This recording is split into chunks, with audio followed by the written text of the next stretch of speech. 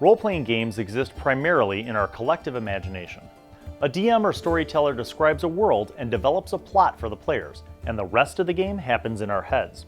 Sure, we can often add miniatures and terrain to enhance the experience, but that doesn't cover every encounter.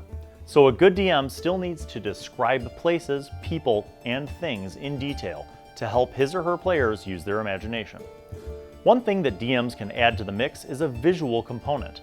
We live in a world where thousands of images exist online.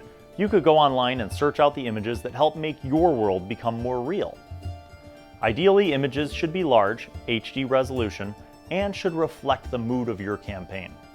Images can include big picture stuff like places, towns, cities, castles, keeps, and so on.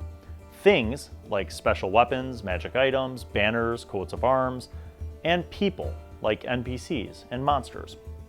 As a DM, you can also use visuals just to inspire your own ideas without even showing them to the players. Maybe you have a campaign setting that is in a northern, cold, and snowy climate.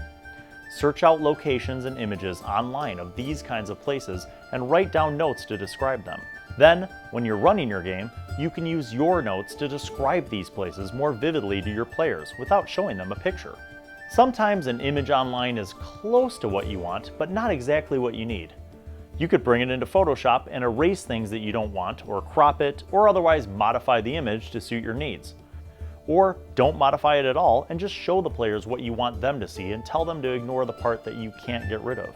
With the nearly limitless resources for images on the web, there's no reason why a DM shouldn't be able to include more visuals for their players.